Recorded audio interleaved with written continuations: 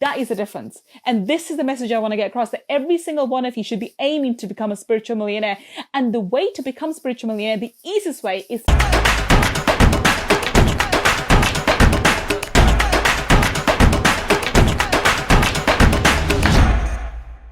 Hi everyone, it's Gull Khan here, your money mindset expert.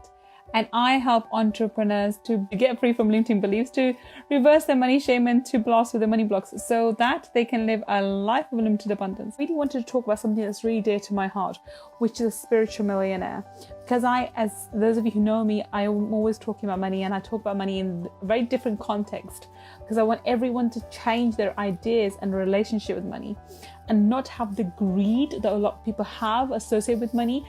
Instead, have a really healthy, really vibrant relationship with money. And this, unfortunately, is not possible until you change your motivation that you want. Why is it that you want money, and what kind of millionaire you actually want to be, and actually decide to be a millionaire? Because when I talk about being a millionaire, a lot of people say to me, well, actually, Gull, I don't really want to be a millionaire. I'm actually quite happy being, what I'm doing. I just want to be comfortable.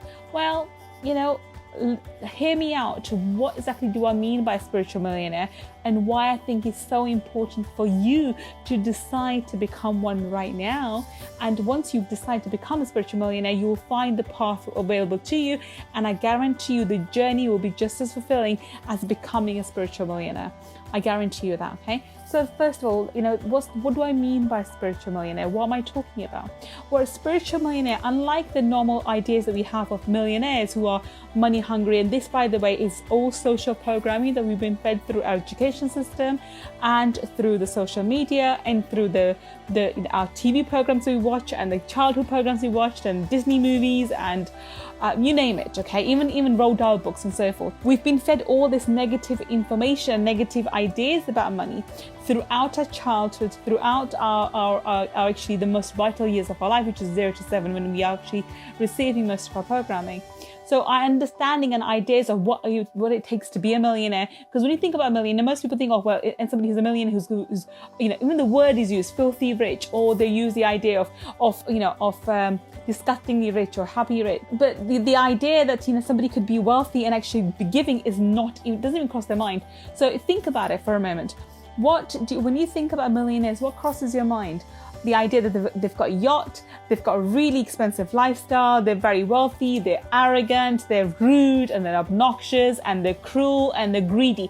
Those are the kind of ideas that pop into our head as soon as you mention the word millionaires. Obviously now be billionaires, but especially when you think about millionaires, because that's what we've been trained to think about. That's how we've been trained to think about millionaires, in really negative light, okay? So that is, and I want you to understand that this negative ideas that you have is not your thinking. It's not something that you've actually believed yourself to, you made yourself think about it. It's been taught to you, it's been programmed into your psyche by social programming, which is done through our schooling, through the books, even through our books. I'm going to give an example for that.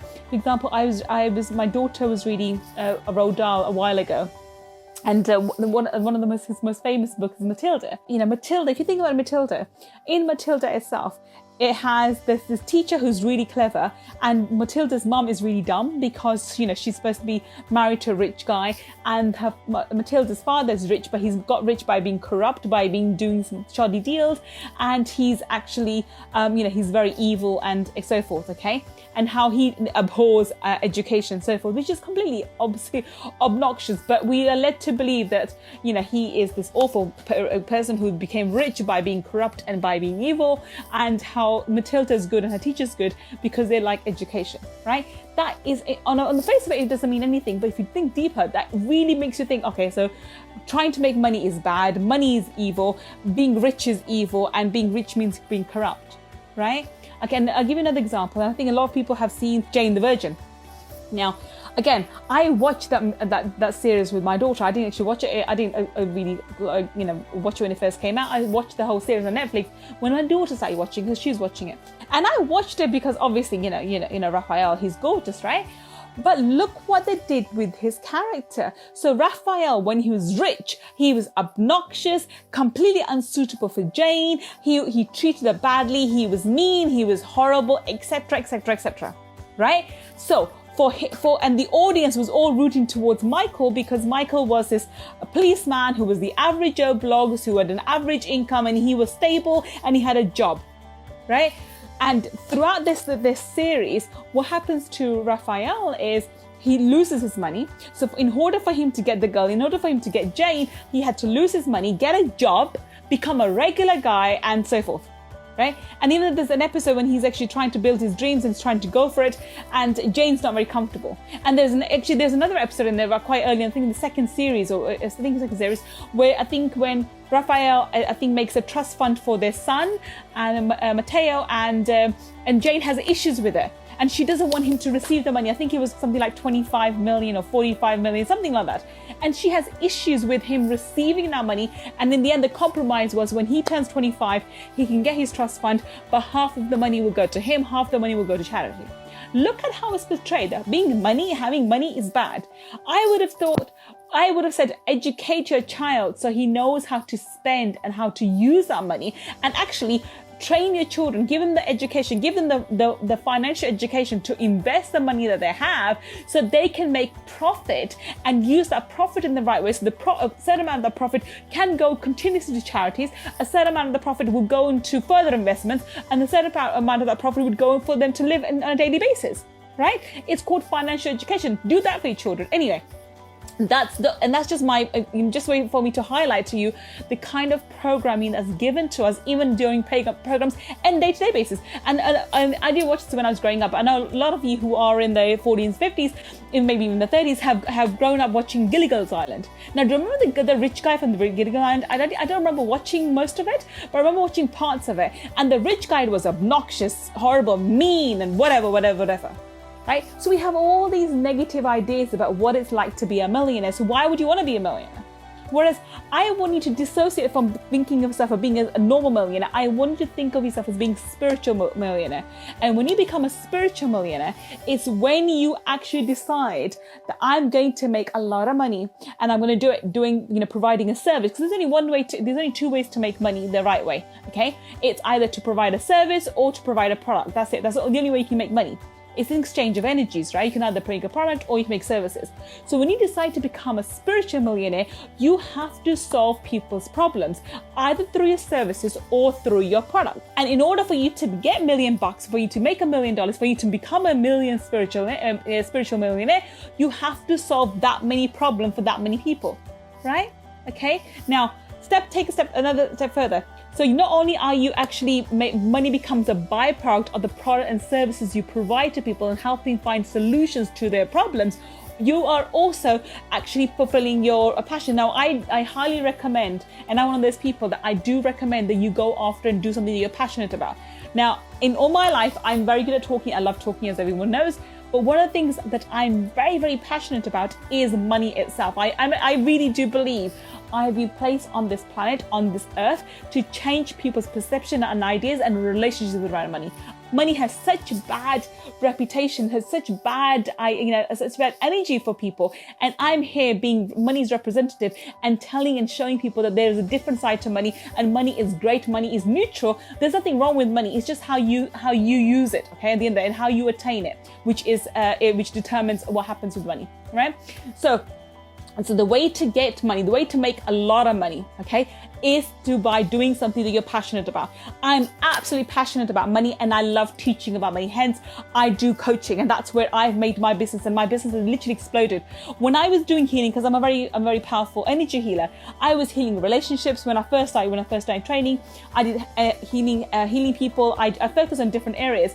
But where I found the most passion that I had, and I got very good results with healing legs and ailments and pains in legs as well. But where I got the most benefit for my clients and for myself was when I was teaching and talking about money. Therefore, my sole focus has been, I have laser focused on money itself.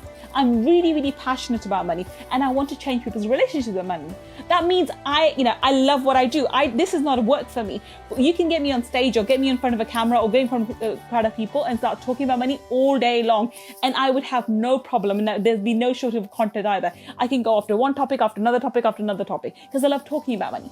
right? So do something that you're passionate about. Work should not be cumbersome. It should be something that you really dread doing. Oh my God, I have to do work in the morning. Oh, I have to go with this. There is a marketing side to the business, which I don't really like as much, which I've delegated to. So what I've done is, I've delegated certain parts of my business and I've got team members now. And as I'm growing, I have team members to do the admin and the side of my business that I don't like doing. Whereas talking about money is something I can do all the time. Quintus, we can't survive without money. When we speak again, so we will never obtain it. Well, Quintus, exactly that's the point. And I'll tell you why people talk about money in the negative way, because they've been programmed to it. Okay, you have been programmed from literally from birth to think negatively about money. Whenever we watch any TV program, when we watch anything at all, anything on TV or movies as well, usually the rich guy is the bad guy. Okay, if somebody has a lot of money, they're evil, they're corrupt, they're doing something evil, or they've done something evil. And most people have this idea in their head: if you make lots of money, you've done it through corruption, you've been corrupt in some part of the way. So apparently money causes you corruption, which is absolutely not true. Money is completely neutral. It has no emotions, it has no ideas of its own. It's your emotions, it's your ideas which you reflect onto the money itself. Money itself is just neutral, it's just neutral energy, right? So this idea that money is evil, this idea that money is bad, this idea that money is bad for you is something that's been programmed into each one of us through through our schooling, through the TV, through movies, even through cartoons. Okay, my son watches Teen Titans or something rubbish like that, and even there, the idea, even the word they use around money is filthy rich, and I want filthy money, ridiculous things like that, right? A spiritual millionaire doesn't do anything either. The spiritual millionaire is somebody who is honed into his passion, is his or her passion, and knows that he or she is going to make money for the benefit of himself, herself, and those around them, and for the greater good of the world. Okay, and you provide the greater good how? In two ways. Through your product and services. You cannot make money without providing great amount of product and services, which is basically means you are providing solutions to people's problems. That's the only way you can get paid, right? When you provide solutions to people's problems, and therefore you are helping the community, the world, through your product and services. That's one way.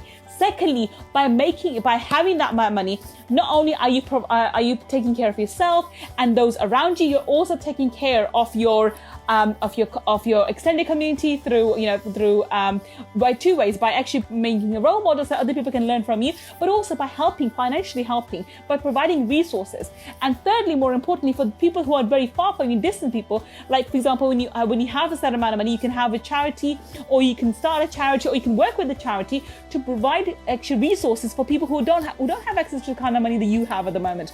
You can provide education, you can provide a training, you can provide a means and tools available for people so that they can become self-sufficient and they can also have money, right?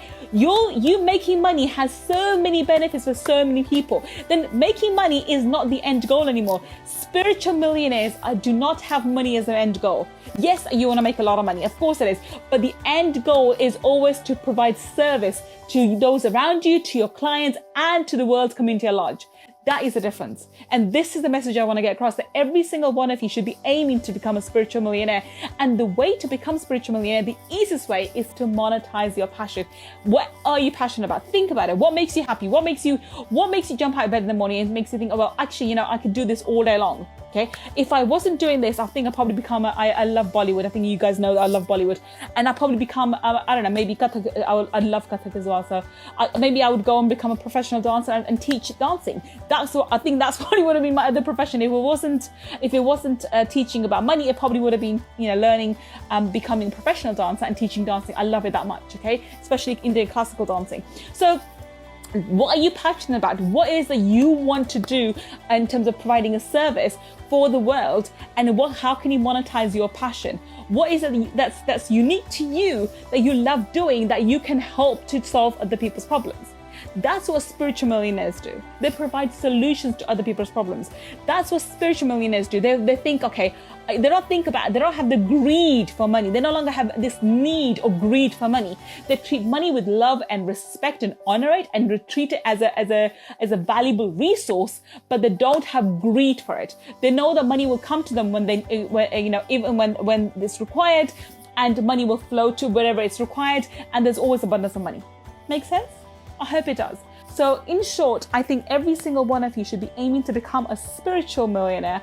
And the best way to do that is to provide a product or service to the world at large, which solves other people's problems, provide a solution for other people's problems, and do it in an area which you're passionate about. And that's the easiest and best way to become a spiritual millionaire. Now, if you are interested in learning how to actually clear your money blocks and how to clear your ideas and how to change your energy and how to change your ideology around money so that you can actually think and be committed to becoming a spiritual millionaire, I'm going to put a link here in a bit. I'm starting my something which I absolutely love, which I do on a periodic basis, which is called my Millionaire Mindset Makeover Challenge. It's a 5-day challenge. I'm going to put a link in the comments that you can come along and join that. If you're called to it, if you are resonating with my words, if you know that, you say, go, yes, I want to become a spiritual millionaire, but I don't know how to even think about becoming a millionaire. I haven't got the mindset to become a millionaire. Then I urge you to come and join my Millionaire Mindset Makeover 5-day challenges. And there's tons of, the community is absolutely awesome. Every time I do it, there's amazing people in there, amazing community, and you get to learn a lot from me. Plus we do an energy clearing. So I'm all about energy healing and energy clearing. So we do a live energy clearing in the 5-day as well. I would love to see as many of you in there. So go away, think about it, and think about how you should become a spiritual millionaire, and start thinking about how you can become one today. And if you are, please share your comments. I would love to hear your feedback, and I will speak to all of you some point really, really soon. Until then, take care and bye for now.